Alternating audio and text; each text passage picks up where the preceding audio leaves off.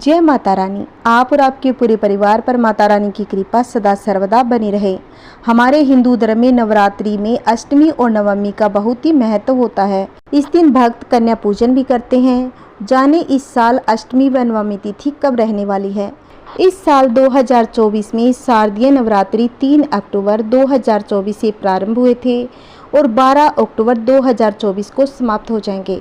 इसी दिन विजयदशमी भी मनाई जाएगी। नवरात्रि में मां भगवती के अलग अलग रूपों की पूजा करने से भक्तों की सभी मनोकामनाएं पूर्ण होती हैं। तो आइए जानते हैं अष्टमी तिथि और नवमी तिथि के बारे में। कई लोग अष्टमी तिथि के दिन कन्या पूजन करने के बाद व्रत का पारण कर लेते हैं और इसी दिन हवन करते हैं। कुछ लोग नवमी तिथि के दिन हवन कन्या पूजन के बाद व्रत का पारण करते हैं। इस बार समझ नहीं आ रहा कि कन्या पूजन किस दिन करें, 10 अक्टूबर या 11 अक्टूबर को। अष्टमी तिथि का प्रारंभ होगा 10 अक्टूबर दोपहर 12:31 पर। अष्टमी तिथि का समापन होगा 11 अक्टूबर दोपहर 12:06 पर। जिनके यहाँ पर अष्टमी तिथि को व्रत हवन होता है वह 10 अक्टूबर गुरुवार के दिन अष्टमी की पूजा कर सकते हैं, महाअष्टमी मना सकते हैं। जो लोग नवमी के दिन करते हैं उसी की तिथि जान लेते हैं। शुक्ल पक्ष की नवमी तिथि प्रारंभ होगी 11 अक्टूबर को दोपहर 12:06 से लेकर नवमी तिथि का समापन होगा 12 अक्टूबर को सुबह 10:58 पर। महानवमी की पूजा 11 अक्टूबर को होगी। तिथियों के अनुसार तो आप इस तरह से उपवास हवन कर सकते हैं, लेकिन हमारे हिंदू धर्म में उदया तिथि बहुत ही मान्य होती है। इस बार अष्टमी और नवमी दोनों ही तिथि सूर्योदय में विद्यमान नहीं होगी।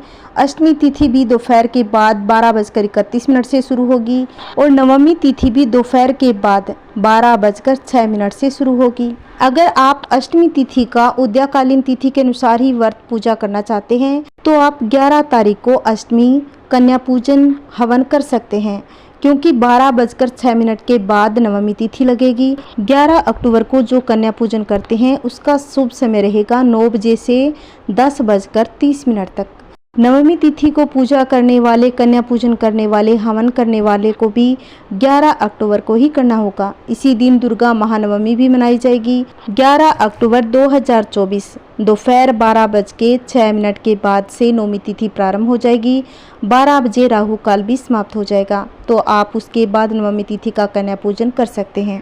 नवरात्रि व्रत का पारण 12 अक्टूबर 2024 को किया जाएगा। अगर आपने अष्टमी का व्रत रखा है तो नवमी के दिन कन्या पूजन से पहले कुछ भी ना खाएं।